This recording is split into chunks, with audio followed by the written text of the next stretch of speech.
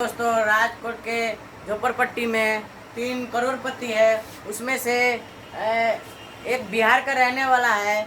आइए उससे बात कराते हैं। आज कैमरामैन फोकस करो। नमस्कार सर। नमस्कार नमस्कार, आइए आइए। आप इतना सक्सेस कैसे हो गए आप? देखिए, आपने सवाल किया कि इतना सक्सेस कैसे हो गया।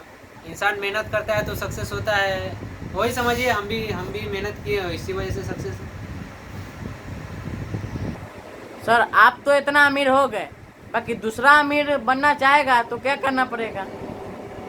देखिए, ये आपने बात कही अमीर, जिसे इंग्लिश में सक्सेस बोलते हैं। तो सक्सेस इंसान को होना ही चाहिए ज़िंदगी में, क्योंकि बिना सक्सेस के जीने में क्या बोलते हैं, मज़ा नहीं है। और कहने का अर्थ है कि सक्सेस होने के लिए क्या करना होगा, यही ना। तो सक्सेस के लिए सबसे ज़रूरी पढ़ाई, एजुकेशन। अगर आपके पास एजुकेशन होगा तो ही आप कामयाब हो सकते हैं। और क्या बोलते हैं कि बिना एजुकेशन के कोई चाहेगा कि मैं अमीर हो जाऊं।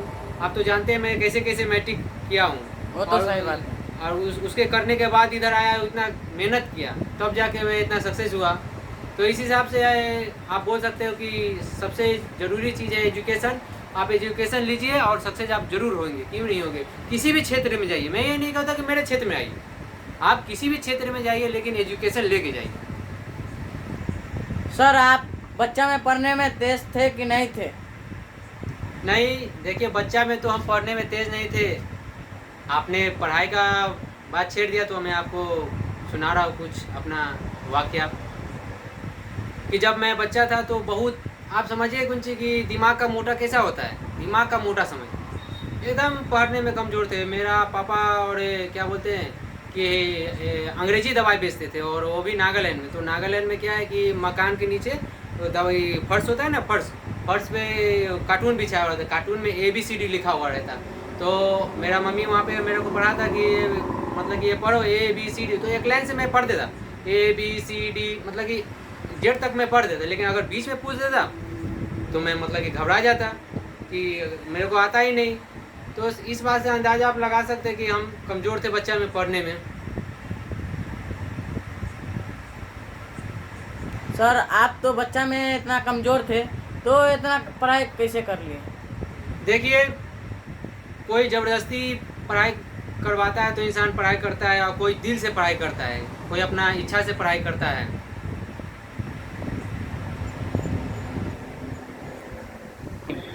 समझिए कि हम अपने इच्छा से पढ़ने वाले हैं।